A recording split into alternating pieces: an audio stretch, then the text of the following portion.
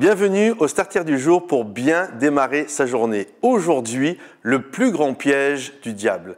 Je crois vraiment qu'il y a un appel à être vigilant, à faire attention parce que l'ennemi, un de ses noms, c'est le rusé. Il est malin, il a toujours cette capacité à comment nous faire déjouer ou comment nous éloigner de la foi. Et quand on ne s'éloigne pas de la foi, son plus grand piège va être de nous endormir. Vraiment, c'est ça. Par exemple, on voit dans l'Ancien Testament, lorsque le peuple est dans le désert, il y a un roi qui a peur. Lorsque le peuple d'Israël est dans le désert, il y a un roi du nom de Balak qui a peur du peuple de Dieu parce qu'il sait qu'ils ont une puissance et une grande capacité. Alors, il va aller chercher un devin, un sorcier du nom de Balaam et il va demander à ce sorcier de maudire le peuple d'Israël.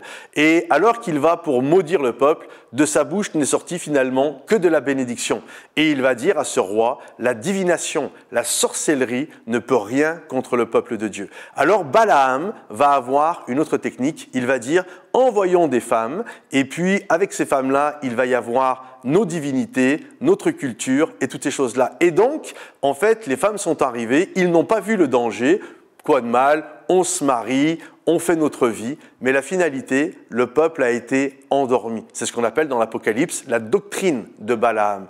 Et je crois que c'est l'un des plus grands pièges de l'ennemi, c'est vraiment de nous endormir. On le voit d'ailleurs avec l'Église primitive, lorsqu'ils étaient persécutés, l'histoire nous dit que le sang des martyrs a été une véritable semence.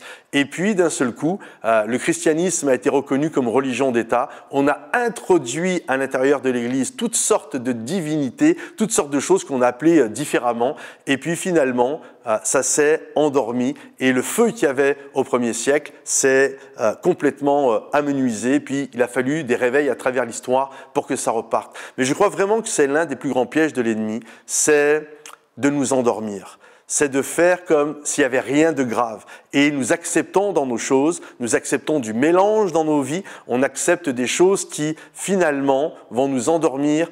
C'est comme l'ennemi dit, « Ok, toi, tu ne vas pas renier ta foi. Ok, j'ai tout fait pour que tu la renies pas, mais je vais faire en sorte que tu deviennes complètement stérile, que tu deviennes complètement étouffé, endormi. » Et c'est ça le piège. Et j'aimerais vous encourager à travers ce starter à être vigilant, à ne pas accepter des choses qui, tu penses que ce n'est pas grave, mais à la finalité, petite chose, tu éteins petit à petit ta conscience et à la fin, tu es totalement étouffé et tu deviens un chrétien qui n'a plus de puissance, qui n'a plus d'impact, qui n'est plus un instrument dans les mains de Dieu pour avoir un impact dans sa génération, dans sa famille, dans son voisinage, dans les gens qui sont autour de toi. Alors garde ton cœur plus que toute autre chose, préserve-toi, garde ton cœur, ta passion et ton intégrité. Si tu n'es pas intègre, tu vas finir par te désintégrer. Alors ne te laisse pas endormir par l'ennemi.